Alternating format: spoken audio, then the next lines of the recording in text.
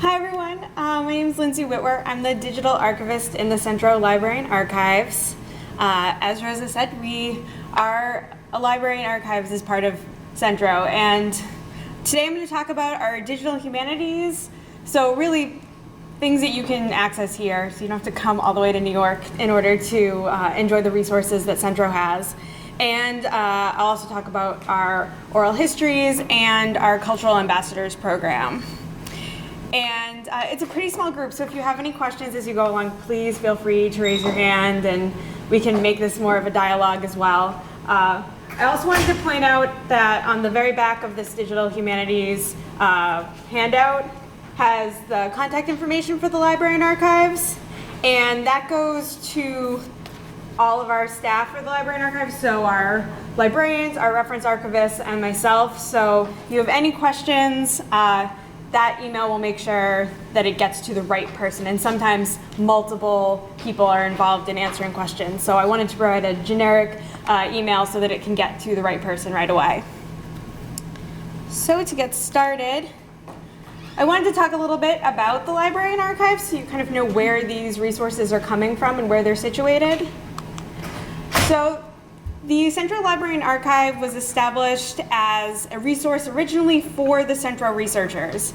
So it was really meant to benefit the researchers with any types of material that it could provide access to. And from there it really grew to be much more than that. The library is the only CUNY, City University of New York library that's open to the general public, and we really welcome anyone and everyone. We get academics, we get students, we get people just off the street asking us questions, and we want to be a resource for anyone.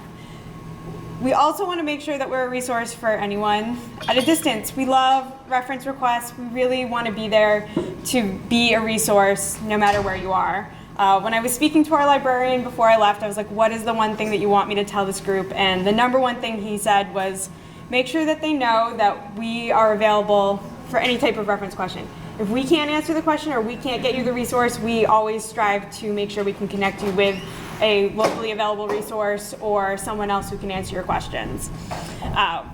We're a pretty big library for focusing just on the Puerto Rican experience, and one of the hallmarks of our collection is our over 2,500 dissertations. We basically have every, or nearly every, dissertation on Puerto Rican studies in our library.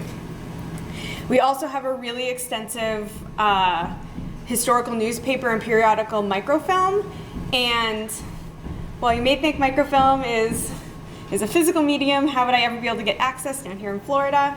We actually have a really cool program where we will set up the microfilm on a computer and have you remote into the computer so that you can access the microfilm and use it just as if you were in the library and archives. And the only complication there is you'll have to be in touch with the reference librarian so she can switch out the reel for you from time to time. But we've had a lot of success. It's kind of a growing program. Our microfilm is really popular. I feel like we're probably one of the only libraries where we have sometimes a line for the microfilm readers, and we really want to make sure we can provide those resources not just in New York, but anywhere anyone might be. In addition, we have a lot of audio recordings, videos. We do have a lending library for our videos. It's the only part of our collection that circulates. And we have extensive vertical files on a variety of subjects, and this is a lot of material that people tend to request and that we can easily photograph or scan and share. The Archives was founded in 1989. For the early part of Centro's history, there were numerous task forces that came about to help focus attention on various topics within Puerto Rican studies. And out of these task forces, an oral history task force was formed, and from that we got our first archival donation of the Jesus Colon papers. And he was an activist, a labor activist, a community leader who came to New York, to Brooklyn in 1917. So his collection actually spans much of the 20th century, the Puerto Rican experience in New York City, and was the foundation of the Centro Archives. Since then, we've grown substantially. We have nearly 3,000 cubic feet of material, over 300 collections of personal papers and organizational records, and we have numerous audio and video recordings, predominantly oral histories, as well as recordings of various Centro initiatives over the years. And we have a pretty extensive art collection as well, which we often put on display in our reading room. We kind of use our reading room in New York as a gallery, but we also make those available online so that people who are not in New York can experience the art and culture that we put up on our walls. So with that context, I wanted to jump into the digital collections. The digital collections is a digitized version of a selection of our archival material. And we don't have everything digitized, unfortunately, but we do have a strong holding across the collections, and that's continually growing.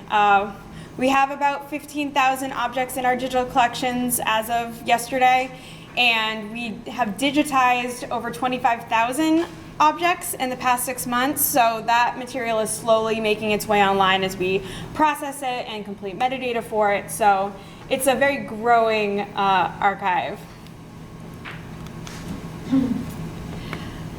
So I'm going to start by walking through using some screenshots just so that we can kind of pause and see what the interface looks like to help guide you, and then we'll jump into the actual online version so I can kind of tool around on that and show you the resources that I'm going to talk about.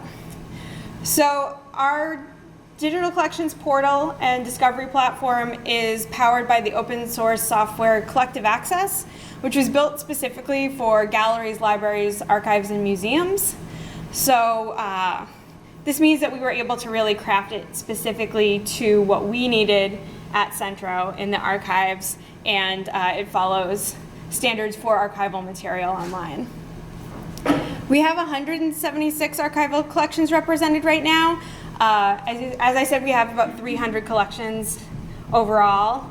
And the reason for that, and we are continuing to add more and more collections, is that we wait till a collection is fully processed and available to researchers before we digitize it, because a lot of times people may want to dive further into a collection. They see a few things online through the digital collections. They want to see more of that collection, and we want to make sure that we can find those images and documents within the collection to make it a little bit easier. When we have a really large collection and there's just one photograph that they found, it makes it a little more difficult for us to then go back and try to find it if the collection isn't organized.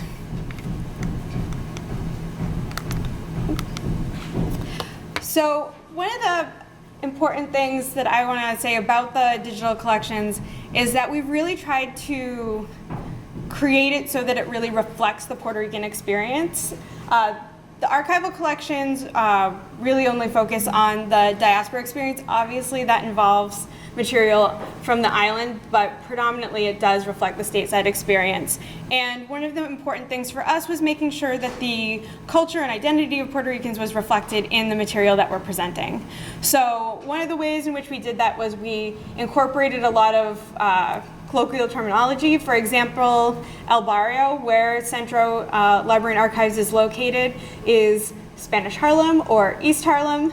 And we wanted to make sure if people were searching El Barrio, they would find the right location. And we wanted to educate people who didn't know what El Barrio was and where it was located. Additionally, we really strive to make sure that people's names are represented how they want them represented.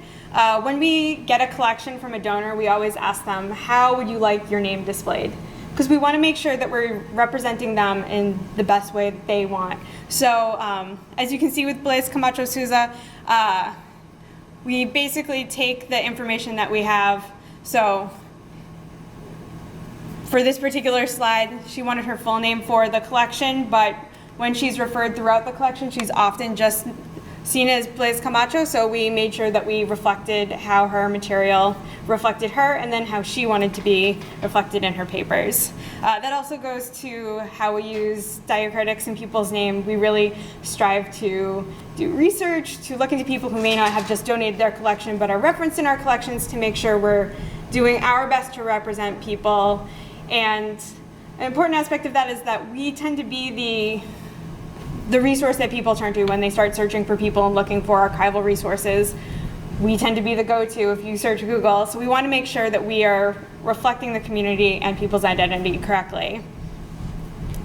Another way in which we do it is we have the opportunity to have bilingual records. So here we have a title, a description, and then an alternative title in Spanish. And a lot of times you'll find if you're searching the digital collections that we have a mix of Spanish and English throughout the record, and we wanted to make sure that that was searchable and that we're including all the information that we can.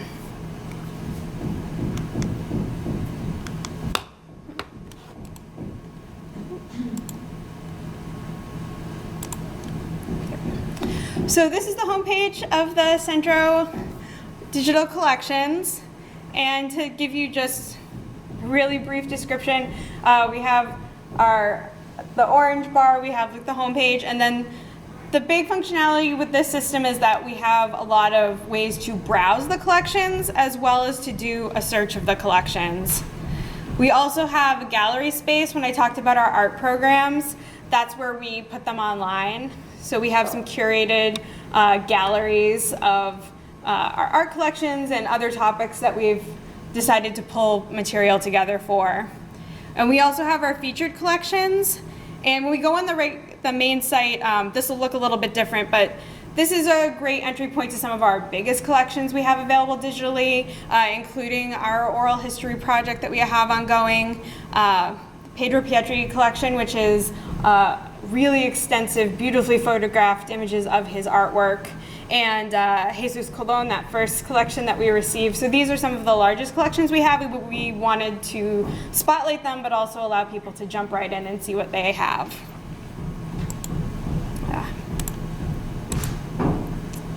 So as I mentioned, browse the collection. So if you hit browse the collection, you'll get all these different options on the side to browse by. And if you have a person that you want to look for, an organization, this is a great way to find them, as well as a particular collection that you might want to look at if you have a person in mind, you want to see if we have their collection. You can also search by time period, by a location, or by keywords, and by object type, which would be if you want to look at just images or just sound recordings or moving images. So if we looked at collections and we jumped into the records of the Bronx, United Bronx Parents, this is what we would see. This is the results page. So in that, we always include a description of the collection as well as a link to its finding aid. So that would link to the description and of the analog collection, so that if you're finding material here, obviously we see there's only 36 results for this collection. The actual collection is much larger. If you find material here that you want to investigate more or see what else is there, you can link right to the finding aid and find more material on that subject. Within the results also, it allows you to just further filter by people, organizations, decades, all those things on the side that you could browse by, you can also filter further by.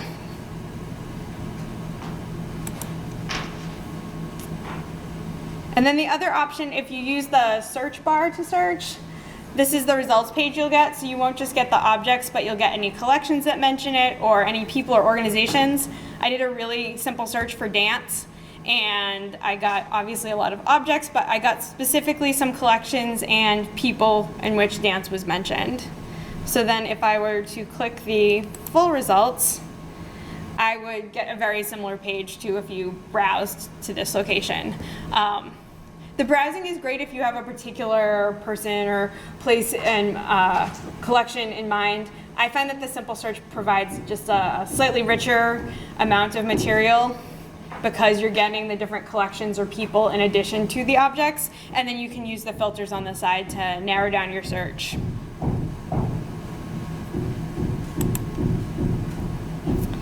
And one of the kind of cool things about this system is that it allows you to view the results a couple different ways. So the default is what we were just looking at, those tiles, but it also allows you to look at the results in a timeline. So if you were to click the arrow to the side, you'd be able to see the images pop up and see it within a timeline. The only, I guess, downside of this is if a record doesn't have a date, it won't show up in the results. So this was dance, the other one had like 234, and this one only has 206. but it provides you a different way to look at it if you wanted to look within a particular time period.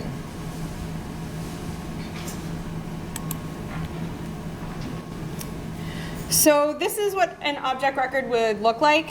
It would have an image of the item there and then all the metadata associated with it. So we have the title, the collection, a description, dates, the creator of the collection, any locations, we like to georeference them on maps, as well as some additional information. I highlighted some boxes down at the bottom. Individuals, organizations, and places are all linked data, so that if you clicked on any one of those names or places, you could see a record of any time that person or place was referenced throughout the digital collections. And then I also highlighted up in the upper left-hand corner of any image, it will show you this little magnifying glass, which allows you to see the image in a larger, makes it larger and you're able to zoom. And then the little suitcase, if you're logged into our system, allows you to save that image. And I'm going to talk about both of those in a little bit. So yeah, if you would hit the little magnifying glass, this is the view it will show you. It'll be kind of a shadow box in front of it. It'll allow you to zoom along the top.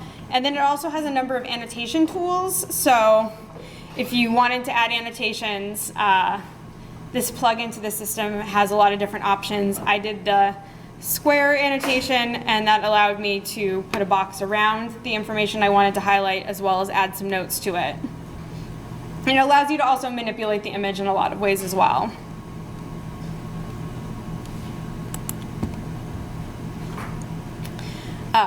We also have sound recordings and moving image records, and I just wanted to point these out because they look slightly different from the image and text, in that we have all the information about the interview itself, and then below that, at the bottom, we end up having related information about the contents of the interviews.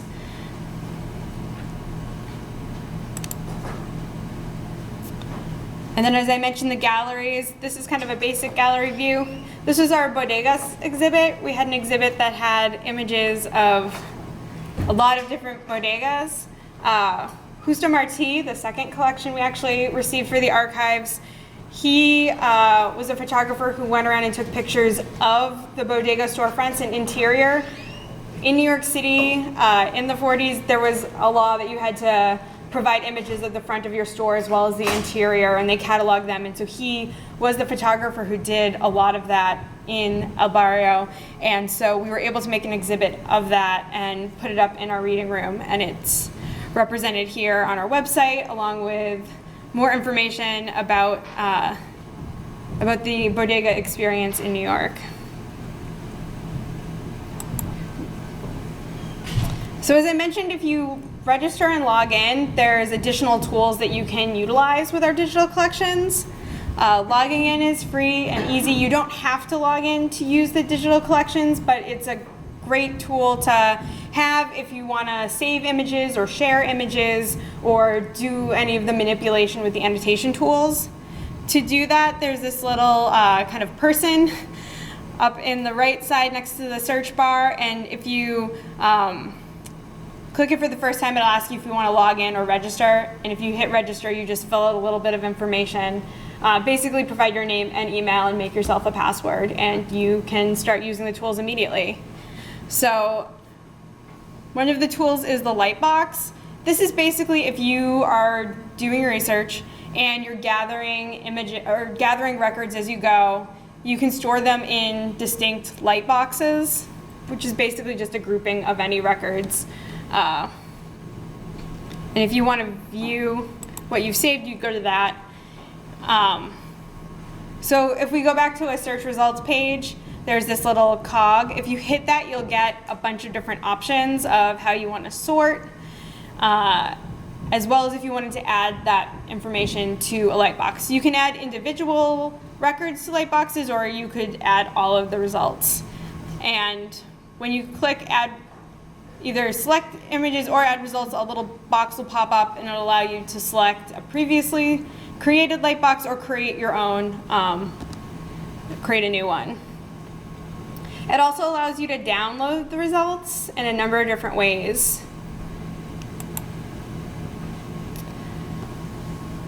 So in terms of sorting, the identifier is that code at the top, and then the title is whatever is just underneath it. And then, as I mentioned, you can actually share the information in Lightbox if you wanted to send it to a colleague, send it to friends, to family. If you put together a bunch of information, it just asks you to provide their email addresses, and they don't have to be logged in order to, or be registered in order to find your results. Additionally, it lets you actually do a presentation, and it's pretty basic, but it actually looks pretty nice. So yeah, this is the Lightbox to share, so it allows you to enter email addresses of people you want to share it with, and they can either have read access or edit access, so they could go in and change the Lightbox that you created, or they can just view it. And then this is what a single slide for the presentation would look like. So all the information that I've noted is set. It'll always have the title, the collection it was from, any dates that are associated with it, and the unique identifier that goes along with it. And it'll always say Centro at the top. And then what ends up happening is down in the corner, it allows you to kind of cycle through.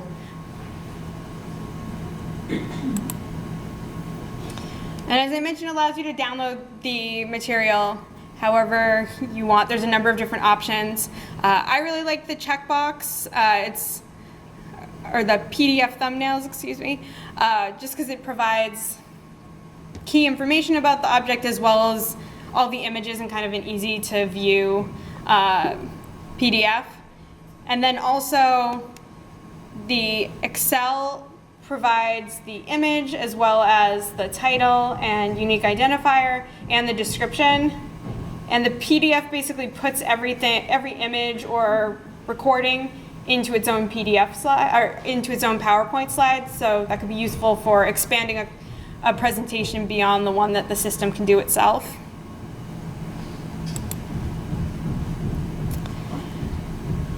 And then finally, one of the key areas of participation that I think is so important is the comments and tags section. So if you clicked on the comments, it'll give you a button to do tags or comments. Tags are like keywords. You don't have to do both. I receive all the comments and tags, and oftentimes people have tried to enter every word that they want to put in as a tag and then write it all out in the comments, and you can just add comments. You don't have to do tags as well. And what I really encourage people to do here is to both share their responses to the records that they're seeing. We have a lot of family members who will recognize their family in images, and they like to comment that they found them and maybe provide some additional information. And the other thing that we really like is if you can provide more information, say identify additional people in the image, or if you know when the event was, or can provide a location. I really welcome that. I have to approve all the comments before they go out, so they're not going to be posted immediately. So if you want to, in the comment, shoot me a quick note to say, hey, this was on this date. I think that person is that person. For example, if we notice under the individuals and organizations mentioned for this record, Miriam Cologne, who's with the little pet monkey, is not listed here, as well as Maria from Sesame Street is there, and she's also not listed, so you can easily type that in a comment. And then what we do is we look into the information that you provide us. Sometimes I'll email you back to ask for further information, and we will actually update the actual record to reflect that information if we can verify it. And that really, really helps us. The Dominican Studies Institute, which is also a CUNY research institute, we have a lot of records throughout that are of Dominicans, and they've been really helpful in just providing comments for us to help us enhance our records.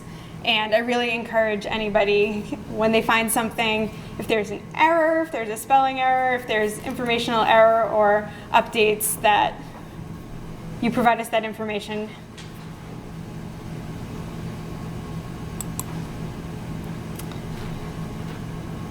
So now we can actually jump into the thing itself. So here is the digital collection. So I wanted to jump in and show you kind of what my light boxes look like. So it's taking a second to load. So I created a light box with information on the Young Lords. They are a very popular topic of research that comes into the library and archives. So here, this is predominantly from oral histories. We have oral histories from some members of the Young Lords or people associated with the Young Lords. But this light box also would allow me to filter further if I wanted to look at, say, a particular oral history project or a particular collection from which the material came from.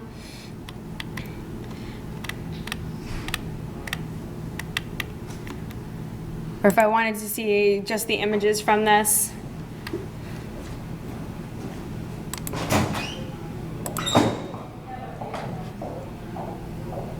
So here is an image record, and if I wanted to say, what more do we have on Pedro Pietri, I could click on that, and this will give me all of the records in which he has been identified as a person. So we have, he's been listed in a bunch of different oral histories. Here is images from his collection that Centro has. And that'll keep loading down at the bottom.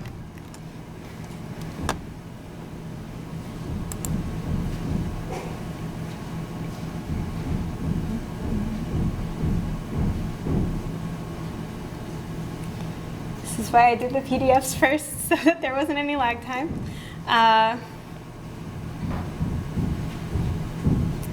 Oh, that was my fault. All right. So if I looked at these results and I wanted to view them on the timeline, I could just click on the little clock, and this will sometimes take a little while to load depending on the number of records it has.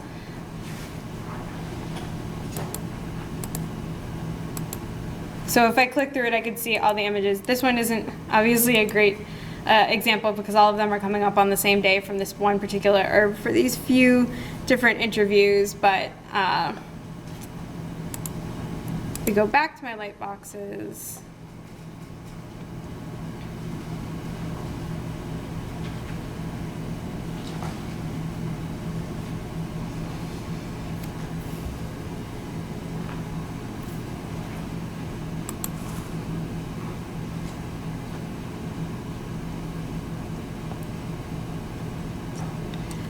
So within the light box, I'm able to view it like this is the default tiles. I'm also able to view it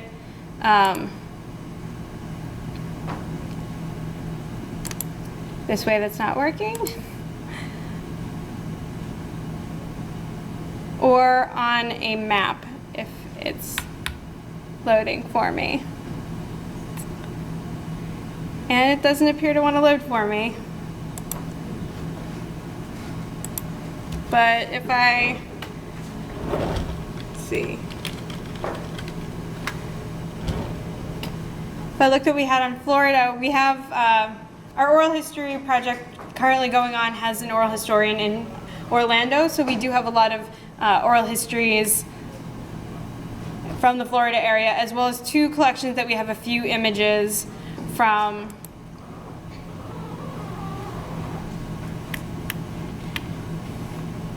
So this is a professor from the University of Florida. And then we also have a journalist who has some images. So these aren't all that's within their collection, but is a representative of some of the material in their collection.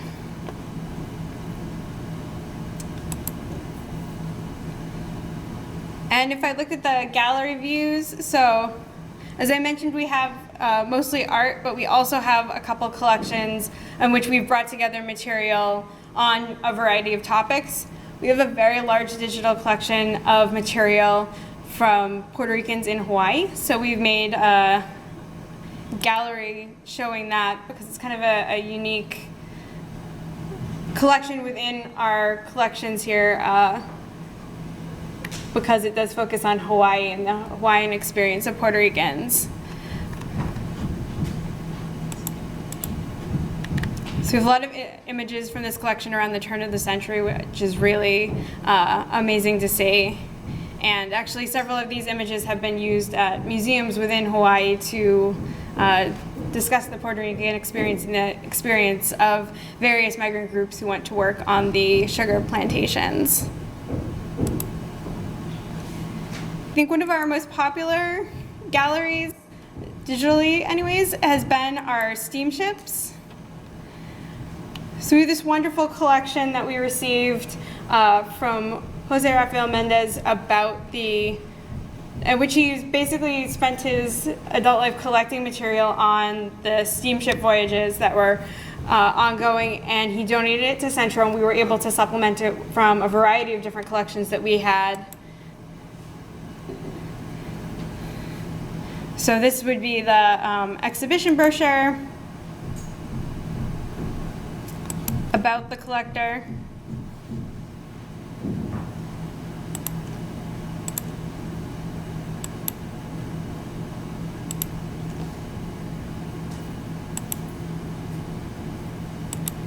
And then it's broken up, basically how we broke up the actual gallery when it came to different topics discussing the steamship journeys.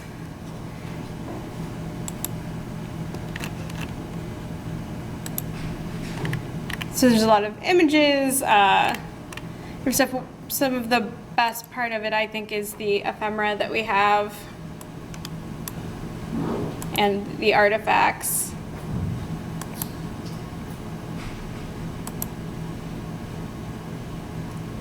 And this is like the rest of our collection, this is a growing area in which we've been adding more and more galleries as we're able to pull them together, looking back historically at the different art programs that we've had. So we really want to make sure that we can share just beyond our reading room the art collections that we have and the exhibitions that we've put on at Centro.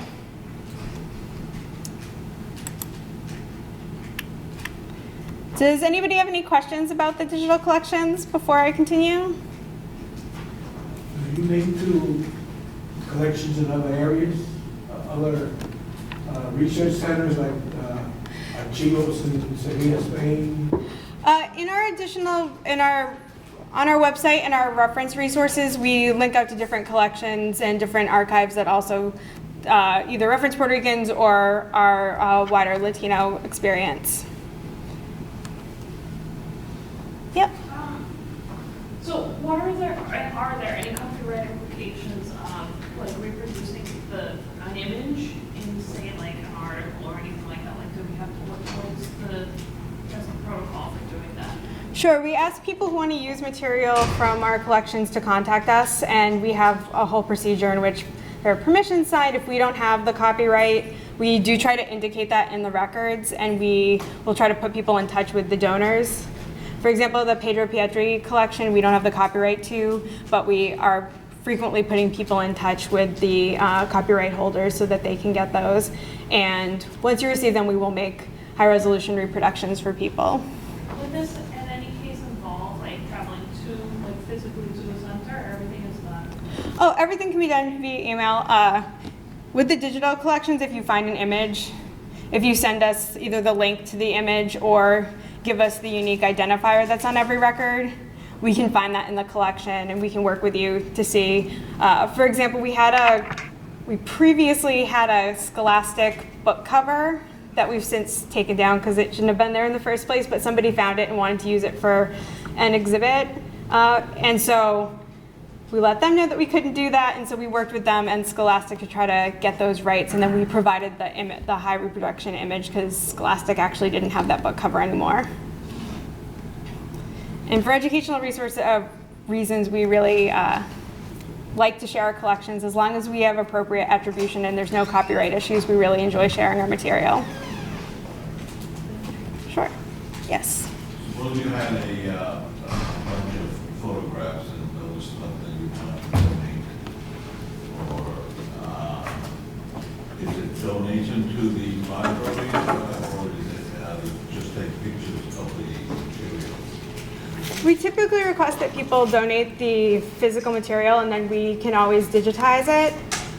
If we just receive the digital images, it makes it harder for us in the long term in terms of making sure we have good copies. But if that's the only way that we get it, we definitely consider it. But there is a process for donation. So it would involve talking to our executive director or our senior archivist, and there's some paperwork involved. We want to make sure that whoever is donating their material understands the implications, but also understands how we would be the custodians of that material going forward. And if you had any questions about that, you can certainly talk to me afterwards, or the Central Library email would get to the right person as well in terms of if you're interested in a donation.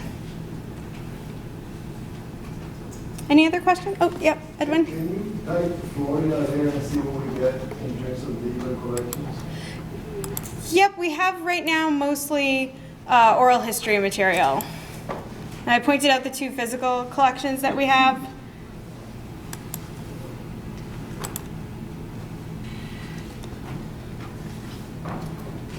So we get a lot of records there, predominantly from our oral histories. So about 547 of those are oral history clips and interviews, which is actually a great segue because now I'm going to talk about the oral histories.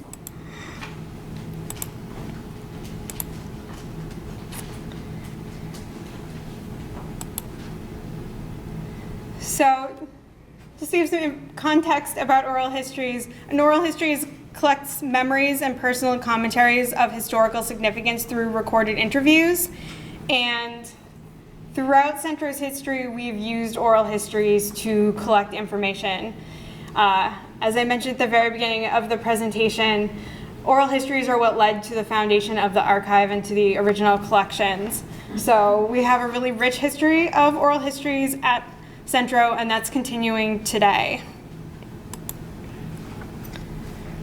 So just to break it down a little further, in 1982, the research task forces at Centro began using oral histories for anthropological reasons, for history research, and then an oral history task force was created, and they spearheaded the Puerto Ricans in New York Voices of Migration Oral History Project. And this project brought us the Jesus Colon papers. We led to a radio program. It led to numerous interviews and documentaries and really jump-started the archives.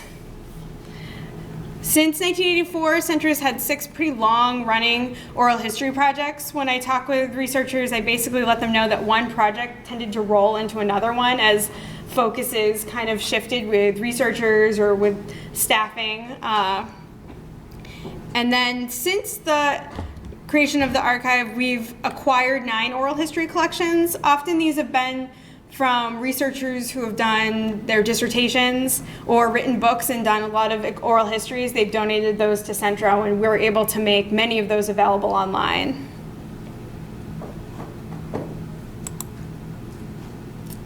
So here are all of the oral history collections that we have, and all the ones with the asterisks have material that's available online. So it's a majority of them. Pretty much all of the Centro collections are available. We actually have one that was done in conjunction with UCF that will be online by the summer, I'm hoping. And that was a really interesting, it's short interviews focused around an image. And it was done in 2 parts at 2 different locations at Asociación Puertorriqueña, which I don't believe exists anymore, and another location that is slipping my mind, which also I don't believe exists anymore. So those are great interviews, and I'm really excited to be able to get those online soon. And then a number of our acquired interview collections have interviews available online. The ones that don't are typically because we don't have the rights to put them online, but we could make them available to researchers.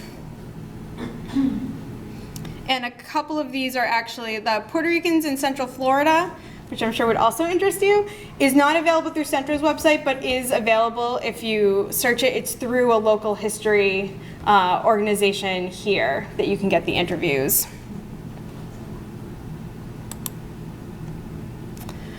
So one of those projects, the one that's going on right now, is called the 100 Puerto Ricans Oral History Project. And the goal of this project is to interview Puerto Ricans who have made significant impacts in their professional fields into the Puerto Rican community within the United States.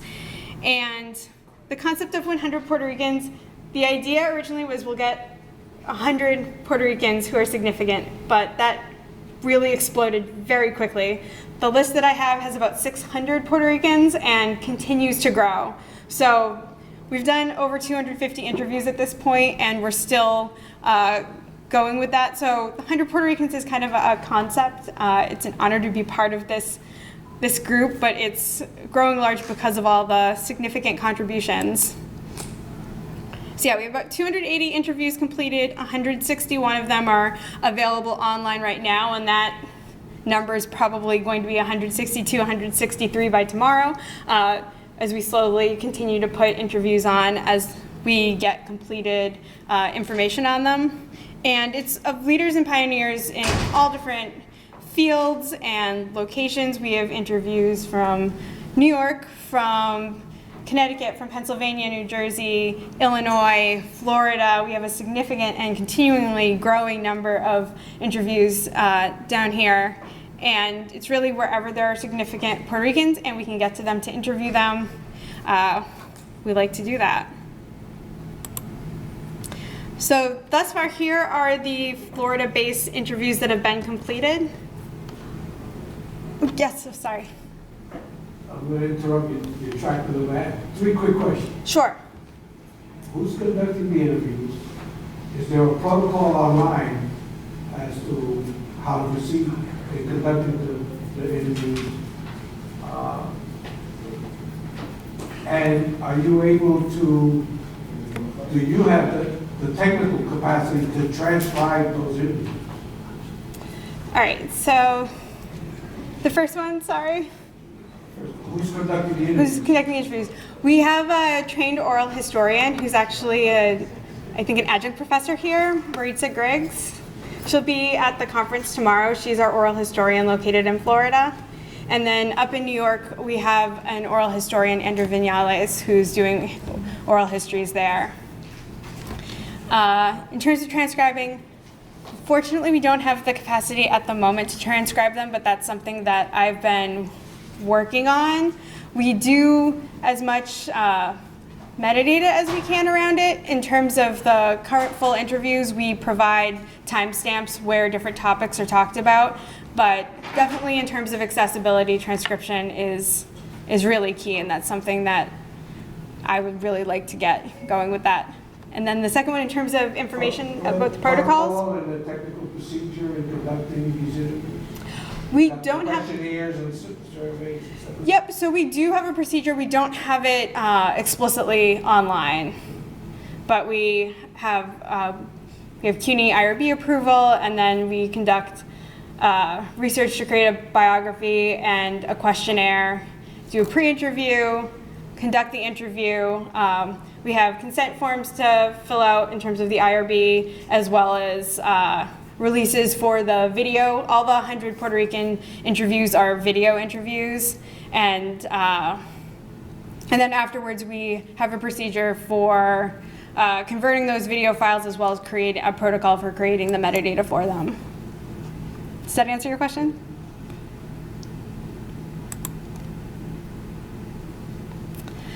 So how you can get involved with this current project is we welcome people nominating to nominate people to be interviewed. And on the nomination form, it provides a little more information, but as I said, the goal is to interview people who have made significant contributions to their professional fields, to the Puerto Rican community, and specifically stateside. And so in the nomination form, we basically ask for who they are, who you are, and why they should be nominated. And from that, we would review that information. I work with our executive director to determine if that person meets our criteria or might already be on the list, and we would follow up with you. And at that point, we would welcome assistance in terms of research, getting in touch with that person, working with our oral historian who's located here to conduct the interview. and any other aspects you would like to do to support the oral historian.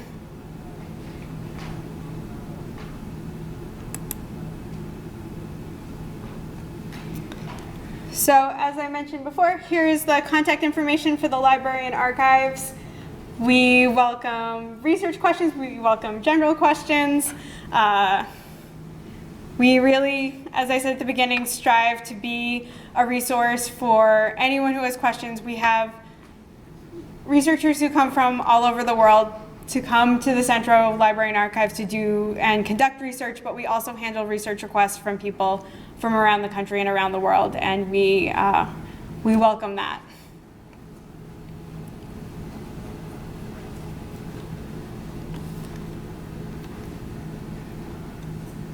And this information is again on the back of this handout. All right.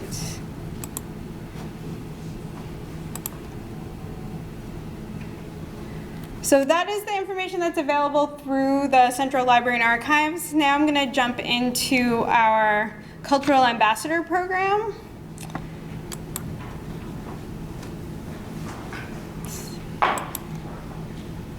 And in many ways, this can kind of be seen as an outgrowth of some of the work that we do in the library and archives. And let me just log into my notes.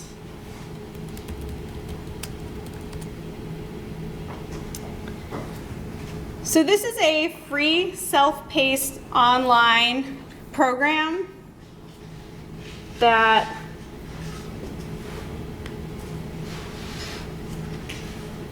with the goal to engage the community, schools, organizations, and provide an educational tool for young people to know and understand their culture.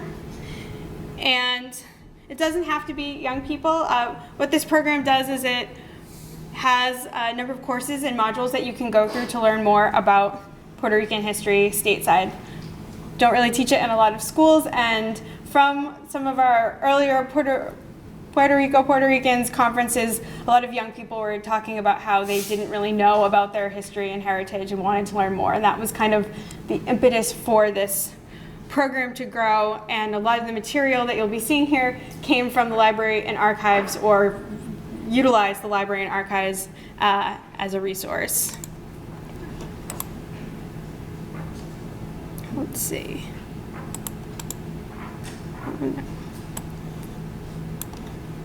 Here we go.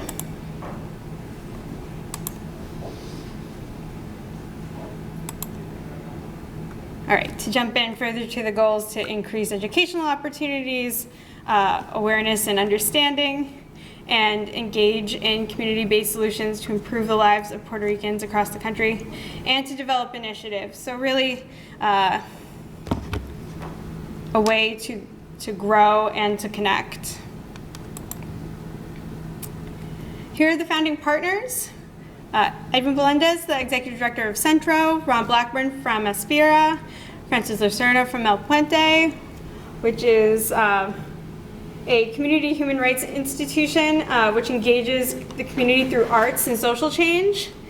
And for both Aspira and El Puente, I'll just put a plug for the archives. We have a lot of their material in our archives. Comité Noviembre, which is in New York City, November is Puerto Rican Heritage Month, so they're an organization that that is dedicated to celebrating and affirming Puerto Rican history and culture.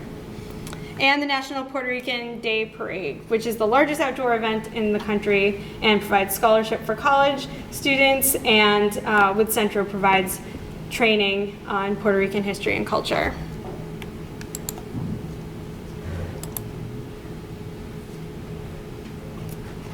So the first course and the first part of that course is the Pioneers Pioneros, a documentary series.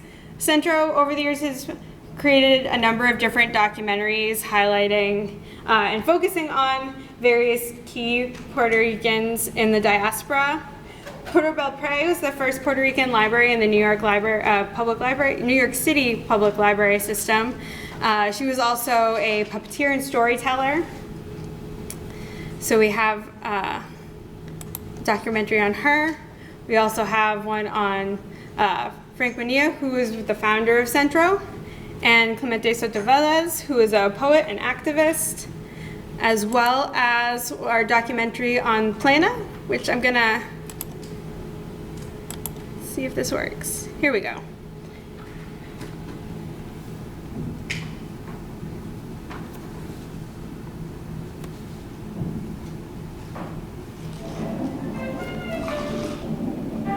In the late 1920s, on the eve of the Depression years, RCA Victor capitalized on Plena's popularity. It made the first recordings of Plena when it brought Manuel Jimenez, known as Canario, to the studios in New York. Canario, a dock worker, merchant marine, and popular singer, quickly became Plena's first recording star. With his many recordings of Plena standards and new compositions, he popularized even further the songs of the many street pleneros who sang in local bars, house parties, and neighborhood celebrations.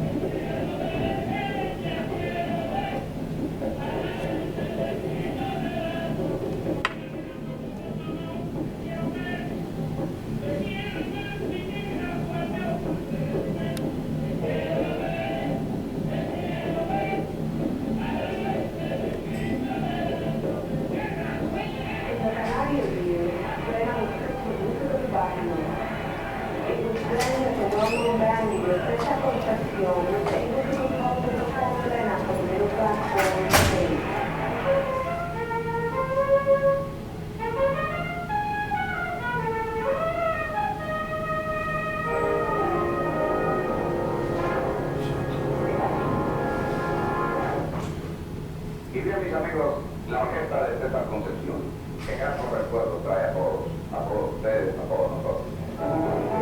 Ay, qué buena España, qué buena España, yo me quedo aquí, en el santuario, me quedo con la plena, cuando me va, me quedo con mi plena, y cuando me va, me quedo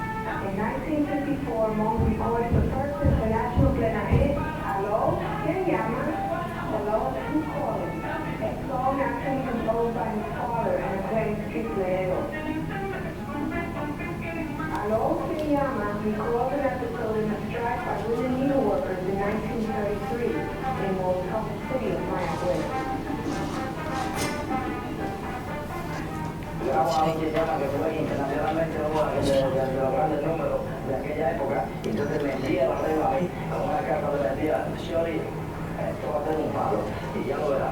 Al empezar a polarizarse a lo que llama, yo aprovecho, lo mando a arreglarla en mi estilo, que es más o menos el mismo estilo de Mon Rivera, y me inicio en la televisión de Puerto Rico con a lo que llama. El palo fue tan grande que mucha gente pensó, años después que no vino a Puerto Rico a un programa de televisión de Guapa, a hacer ese número que me estaba imitando a mí. Pero digo, yo lo hice con una yo que bajaba, que yo era el imitador de Mon.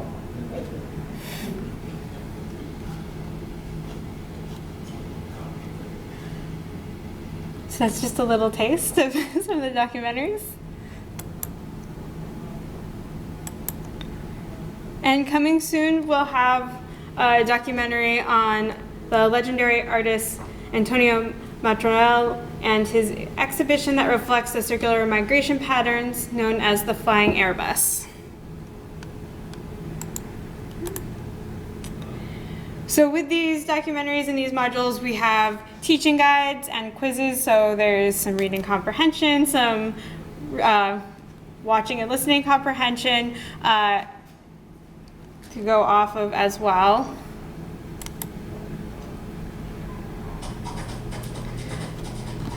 The second course involves Puerto Rican Voices mini documentaries on the diaspora communities.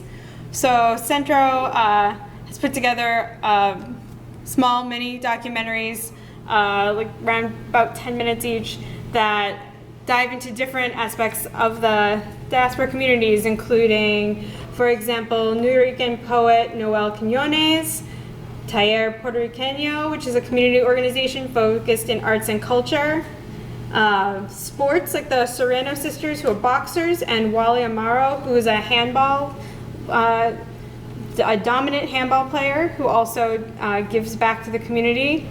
Teatro Sea, which is a bilingual children's theater company. Así Somos, photo book. The Buccaneers, the military heroes. And Spirit of Pennsylvania, the youth development agency based in the Pennsylvania chapter. So it's really a variety of different topics and different focuses on people and organizations and different cultural expressions of the diaspora. So here are some of the people and topics that I just mentioned. And you can register for those here at culturalambassadors-program.moodlecloud.com.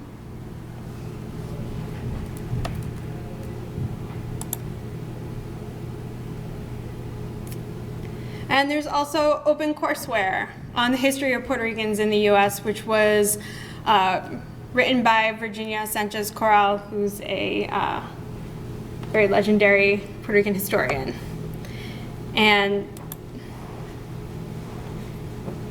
it has 7 different parts. It involves obviously narrative that she's written, as well as some videos, and there's teaching guides that go along with all of those parts.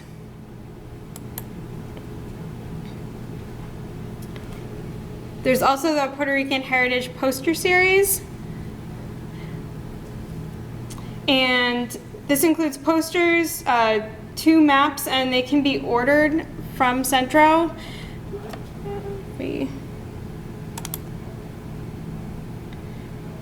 For example, here's a brief historical chronology of Puerto Ricans in the U.S. We also have some maps on the diaspora and the movement of people, as well as a booklet that's a chronology as well. And you will get that tomorrow.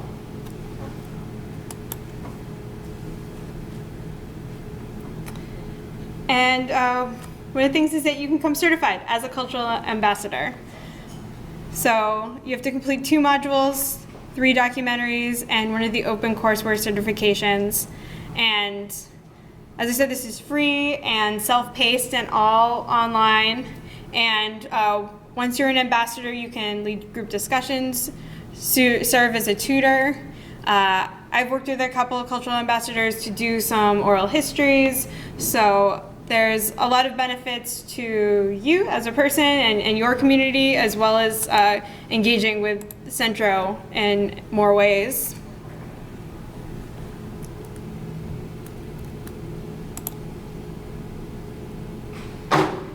And coming soon, we'll have our documentary film on one of the pioneers of the New Rican poetry movement, Tato La Vieira. And there's also Cultural Ambassador Junior. And this is for caregivers and educators to help facilitate these conversations, readings, and instructional and educational material geared towards K to 5, as well as adults. And it involves, this is an example from PS 250 and PS 257 in Brooklyn, involved in the Cultural Ambassador Junior, caregiving guides and mini documentaries. It utilizes some of these different texts by Puerto Rican authors.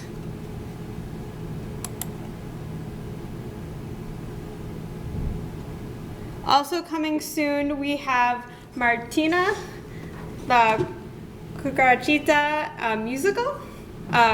Martina from Martina and Perez, the story that Perabel Prey would do her puppet shows on and put together as a book and is quite famous for. Here are some additional images from that forthcoming.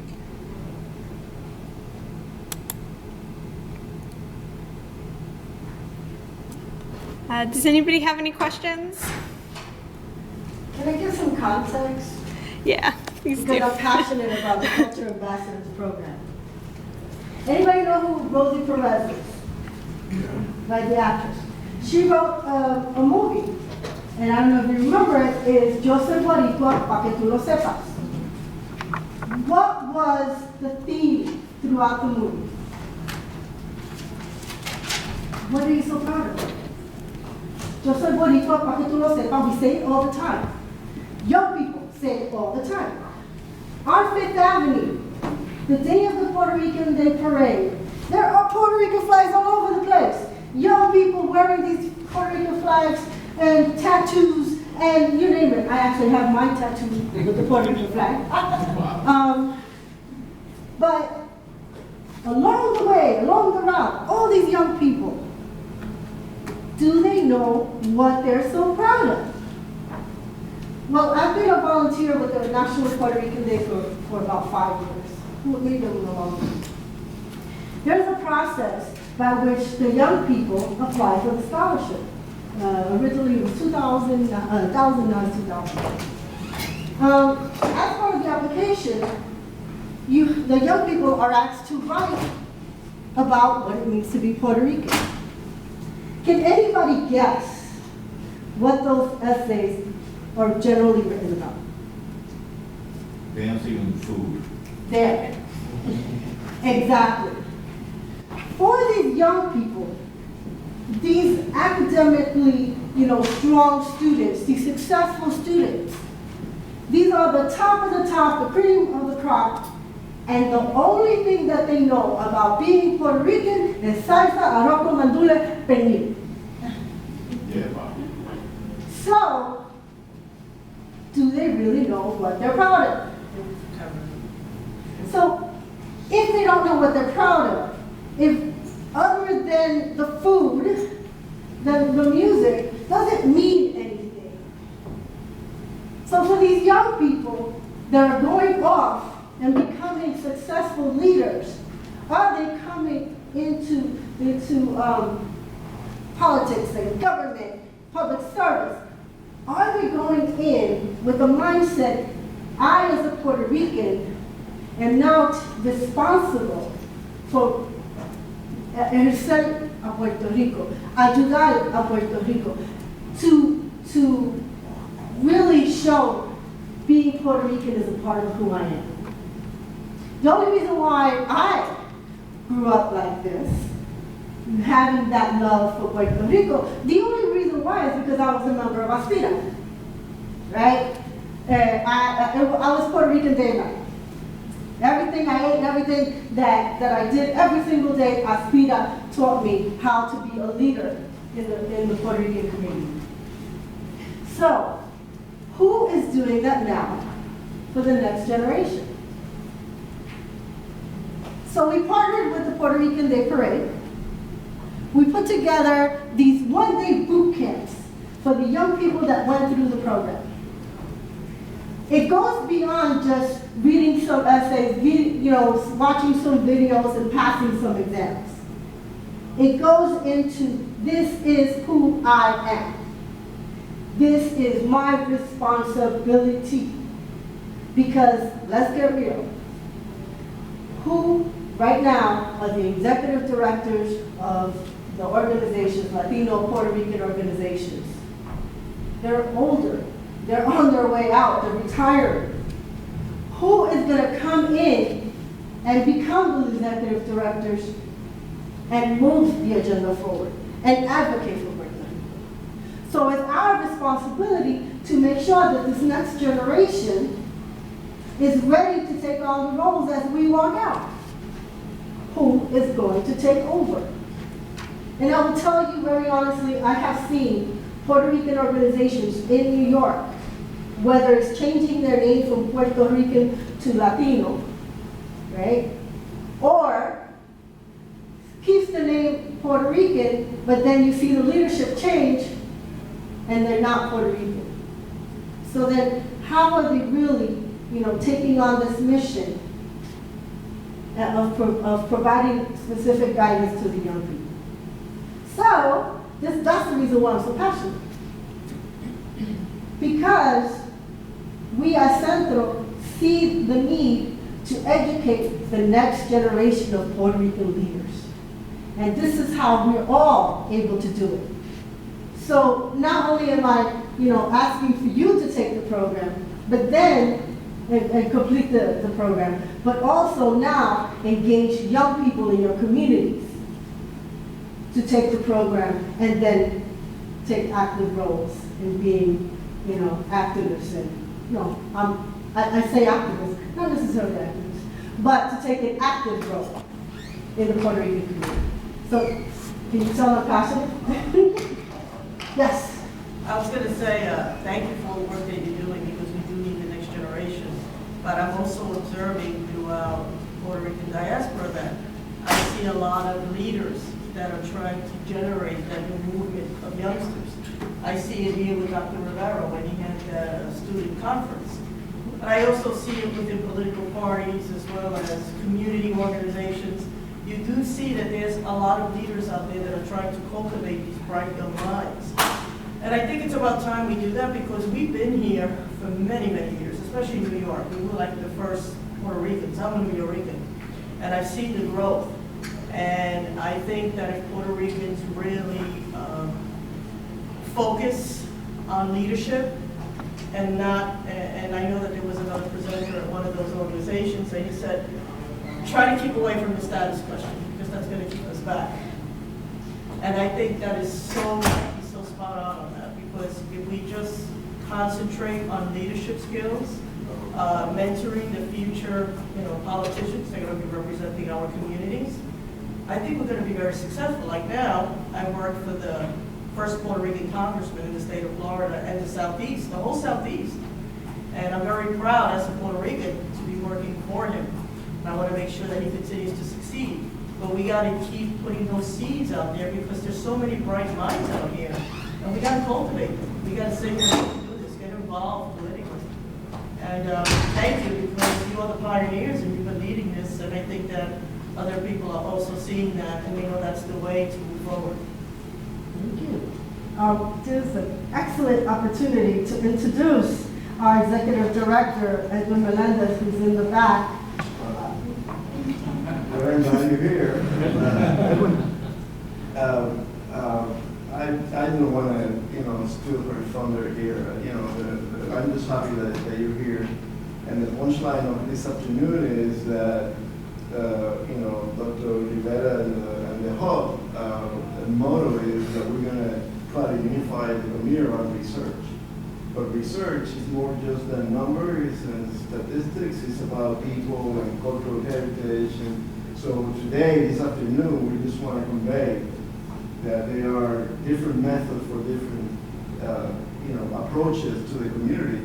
And this oral history is about documenting who we are, and then translating that to educational tools, like the one that the cultural ambassadors, so that we can transmit, we can pass along our heritage and make people be proud for who they are and what they do and what they contribute, and not just because, we like, pernil and which is fine. And that's in salsa, but bringing a bit more meaning to this. So I appreciate that you're here. This is the beginning because we have to renew the oral history project here in Florida. We have a person that pretty much works, have worked with us for a couple of years now. We have a lot of oral histories. But this is about you finding the information and then knowing the resources that are available, and hopefully in partnership with UCF and the hub, the research hub, we'll be able to expand, collaborate, or expand what we do. So if you have candidates, if you're into the education or you want to use these collections to create your own narrative, both from original research, documenting the oral history from people.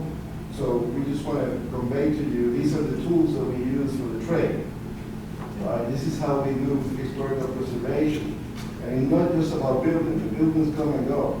The culture stays. The people come and go, but the people leave sort of a footprint behind them. And that's a shared experience that we all have. So anyway, just don't want to go on this, but we're really proud to be here with the hub, the UCF Research Hub, and hopefully tomorrow will be another moment to advance the common cause here. So thanks for being here. And I do want to make a comment about something we talked about. So we are a research institution. We are a library. We research the information, we give you the results, you use the results. We give you information, we don't tell you how to think. We give you the information, just the facts. You then decide how to use that information. And that's what Centro is. We're an academic institution, a research institution, archives and libraries. We safeguard the history and the culture and the stories of the Puerto Rican diaspora.